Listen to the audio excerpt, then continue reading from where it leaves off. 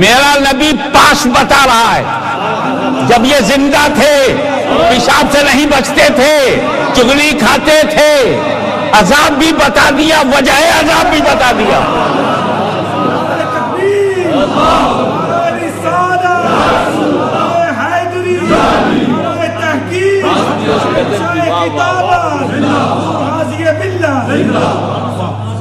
جب وہ چغلی کھاتا تھا تب نبی کے سامنے نہیں تھا، جب وہ پیشاب کے چھینٹوں سے نہیں بچتا تھا نبی کے سامنے نہیں تھا، مگر نبی کے سامنے نہ ہوتے ہوئے بھی عذاب تو پریزنٹ ہے، وہ اس کا ریزن پاسٹ ہے۔ حضور پریزنٹ بھی جانتے ہیں، حضور پاس بھی جانتے ہیں، اب عالم ما کان وما یکون کہنے میں کیوں تکلف ہے؟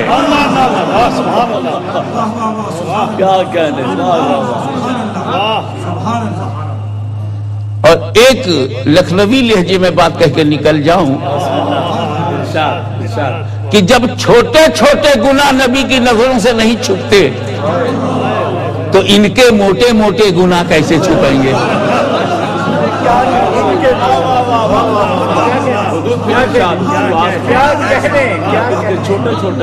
جب میرے آقا مولا کی نظر سے چھوٹے چھوٹے گناہ نہیں چھپتے تو کسی کے موٹے موٹے گناہ کیسے چھپیں گے؟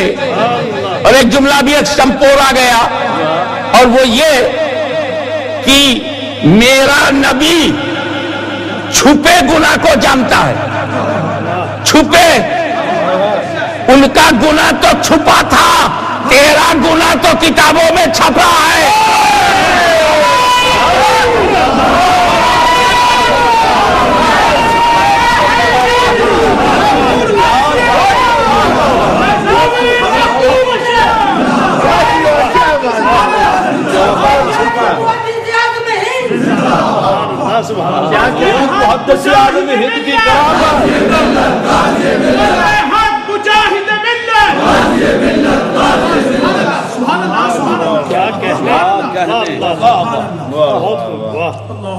امام اہل سنت فضل خیر آبادی سے لے کے امام احمد رضا تک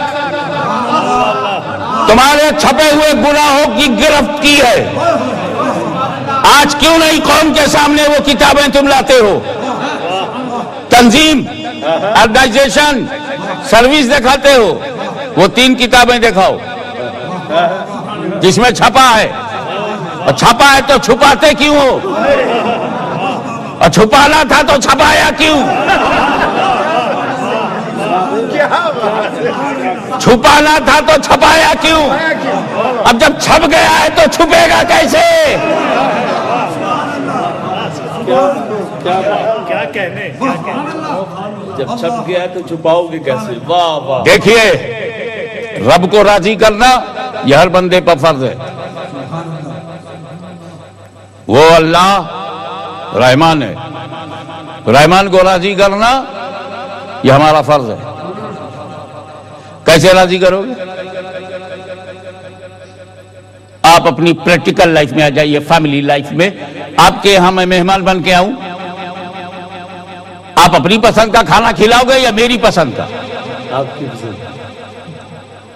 ہو سکتا ہے کہ تمہاری پسند ایکسپینسیو ہو، لیکن جب وہ میری پسند نہیں ہے تو جی مار کے کھاؤں گا، میزبان کا دل رکھنے کے لیے کھا لوں گا۔ لیکن اگر کھانا میری پسند کا ہو، مہمان بنگلہ دیش سے آیا ہے، کھلاؤ گے موٹی روٹی، اس کے سارے گناہ بخش دیے جائیں گے۔ جتنے صبر و شکر سے کھائے گا سارے گناہ بخش۔ کیا کہنے۔ پنجاب سے آئے ہوئے مہمان کو بہار کا چاول کھلاؤ گے، موٹا موٹا چاول، پھر کھانے ہی سے توبہ کر لے گا۔ بالکل سیدھی سمپل بات یہ ہے کہ جو جسے ہمیں راضی کرنا ہے اس کی پسند، اس کی پسند جاننا ضروری ہے۔ یو پی کی پسند الگ ہے، دلی کی پسند الگ ہے، لاہور کی پسند الگ ہے، پنڈی کی پسند الگ ہے، میرپور کی پسند الگ ہے، ملتان کی پسند الگ ہے، عرب کی پسند عرب ہے، الگ ہے، اور ان لوگوں کی پسند بھی الگ ہے۔ سب کی پسند الگ ہے، کوئی بری بات نہیں ہے۔ اب جس علاقے کا آئے گا اس کی پسند ہم معلوم کریں گے. تو پسند معلوم کرنے کا طریقہ بھی ایک ہی ہے ہمارے پاس. سیدھے سیدھے ہم سے پوچھ لو حضرت صاحب کیا پسند ہے, دعوت دے رہا ہوں کیا پسند ہے. ایک طریقہ تو یہ کہ ڈائریکٹ مجھ سے پوچھو, اور اگر مجھ سے کانٹیکٹ نہیں ہو رہا ہے تو پھر اس سے پوچھو جو حضرت صاحب کے قریب ہے. سبحان اللہ. قریب ہے, قریب ہے.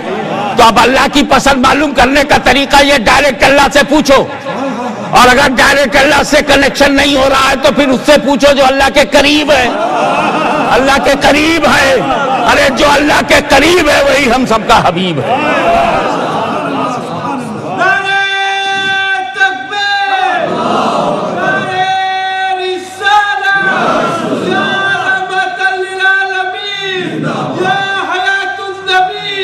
آپ ذرا غور فرمائیں, آپ ذرا غور فرمائیں. لوگ کچھ لوگ کہہ دیتے ہیں صاحب ایک حدیث شریف ہے. میں نے کہا تو ہر حدیث شریف ہے, اور جب اہل سنت پیش کرتے ہیں حدیث تو کہتے ہیں یہ ضعیف ہے, حدیث ضعیف ہے. ابے ضعیف حدیث حدیث نہیں ہوتی کیا؟ میں آپ کو بتا دوں حدیث نہ ضعیف ہے, نہ حدیث صحیح ہے, نہ متصل ہے, نہ منفصل ہے. یہ جتنی بحثیں ہیں, یہ جتنی ٹرمالوجی ہے, یہ سند کے بارے میں. قول رسول کو ضعیف کون کہے گا؟ یہ جو قول رسول کو صحابی نے سنا, صحابی سے تابعی نے سنا, تابعی سے تابعی نے, اور وہ پہنچا بخاری تک. تو اس لائن میں جو راوی ہیں ان پر بحث ہوتی ہے. تب اصطلاح صحیح, حسن, حسن لذاتہ ہی لغیرہ ہی, جتنی بھی تقسیم ہے عزیز, متصل, منفصل, یہ سب وہاں ہے سند پہ. حدیث ضعیف نہیں ہے. چلو سند کو تم نے ضعیف کہا, اس لیے حدیث کو بھی ضعیف مجازن کہہ دیا. تو کیا ضعیف حدیث حدیث نہیں ہوگی؟ کیا مطلب ہے؟ ہمارا والد ضعیف ہو جائے تو والد نہیں رہے گا؟ کیا کہنے, واہ واہ. اماں بوڑھی ہو جائے تو اماں نہیں ہے. تو اگر حدیث بھی ضعیف ہے تب بھی تو حدیث ہے. ہاں فرق اتنا ہے کہ اگر حدیث صحیح ہے سند سے تو بھاری بھاری کام لیں گے, حلال و حرام کا کام لیں گے, عقائد کا کام لیں گے, مسائل فقہ کا کام لیں گے. اور حدیث ضعیف ہے, جسے میرا باپ ضعیف ہے, تو اس سے ہم یہ نہیں کہیں گے کہ 1 کوئنٹل کا بورا اٹھاؤ, پتھر اٹھاؤ. ہم کہیں ایک چھوٹا سا جھولا لے لو, سبزی لیتے آؤ, دروازے پہ بیٹھو, بتاؤ ہاشمی میاں اندر ہیں کہ نہیں ہے. کچھ تعارف کراتے رہنا, لوگوں کو ہدایت دیتے رہنا. چھوٹے چھوٹے کام تو کر ہی لے گا. تو ضعیف حدیث سے کم فضیلت کا تو پتہ چلے گا, تعارف کا کام تو ہوگا. ضعیف حدیثوں سے نبی کی عظمتوں کی پہچان تو ہوگی. اس لیے یہ چکر میں کبھی نہ پڑنا. اب آئیے, جہاں نبی نہیں ہے جی جی, اس میں ہمارا ملک سب سے آگے ہے. انڈیا کی اکثریت میں نبی گم ہے. نبی آئے ہیں, انہیں پتا نہیں, بھول گئے نبی کو, بھلا دیا نبی کو. 33 کروڑ دیوتاؤں میں چلے گئے. نبی آئے سب سے پہلے تو وہیں آئے, حضرت آدم سب سے پہلے وہیں آئے, لیکن انہوں نے آدم کو نہیں مانا, شیش کو نہیں مانا. اب ان کے بعد کوئی پوچھے تو ہیو یو اینی پروفیٹ, تو 80 کروڑ کہے گے آئی ہیو نو پروفیٹ. اب نہ ہونے کا نتیجہ یہ نکلا کہ انہیں یہ پتہ ہی نہیں کیا بولنے سے ہم باہر ہوں گے اور کیا بولنے سے ریلیجن کے اندر ہوں گے. بھٹک رہا ہے ان کا سر اس ایک وحدہ لا شریک کے لیے,